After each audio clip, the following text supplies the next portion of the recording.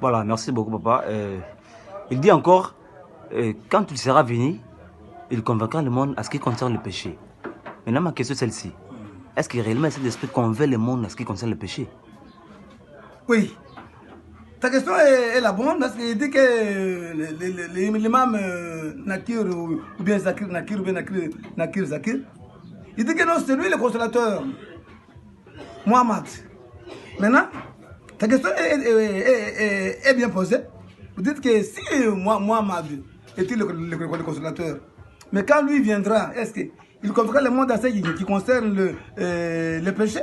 C'est ça ta question. Oui, papa. Est-ce que le prophète Mohammed, qui est le consolateur, le Saint-Esprit, convaincra le monde à ce qui concerne le péché?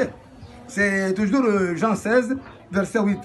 Et quand il sera venu, il convaincra le monde en ce qui concerne le péché. Oh.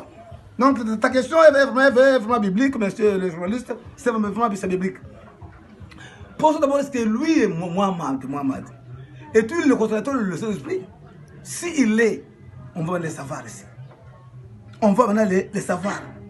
Le prophète Mohammed, qui est le consolateur, le Saint-Esprit, convaincra le monde en ce qui concerne le péché.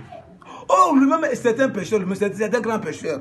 Non, donc notre question est de dire qu'est-ce que, quand lui, le consolateur, Saint-Esprit, Mohammed, quand il viendra, est-ce qu'il se convaincra lui-même en ce qui concerne ses propres péchés? Et puis de dire celui du monde entier. C'est lui le consolateur. Selon Imam Nakir Zakir, imam des musulmans, il dit que quand lui vient, c'est lui le consolateur que Jésus avait parlé. Mais quand Jésus a parlé, il a donné maintenant le travail. Ce n'est pas non de ses consolateurs. Il dit quand lui vient, il vient consoler le monde en ce qui concerne, il vient convaincre le monde en ce qui concerne les péchés.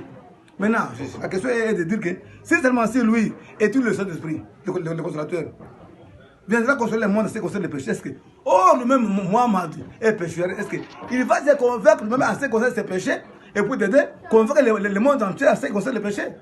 Parce que selon l'esprit de Sourate 34, verset 28, Allah lui dit qu'il a été envoyé comme un annonciateur, le deux comme un avertisseur pour l'humanité. C'est-à-dire qu'il va se convaincre lui-même pour ses péchés et de convaincre le monde. C'est ça la question. Parce que lui-même est pécheur. Lisons d'abord le Coran. Voilà le Coran des musulmans. Lui-même étant que pécheur, il convaincra le monde dans un sens qui concerne les péchés, ou bien ça sera comment? Parce que le Saint-Esprit vient convaincre le monde dans un sens qui concerne les péchés. Or, Mohammed lui-même, c'est un pécheur. Quelle était la vie de Mohammed? Disons d'abord que Mohammed était un pécheur, ou bien comment? Sourate Al-Fat, verset 2. Enfin qu'Allah te pardonne tes péchés passés, futurs, et qu'il parachève sur toi son bienfait. Oh.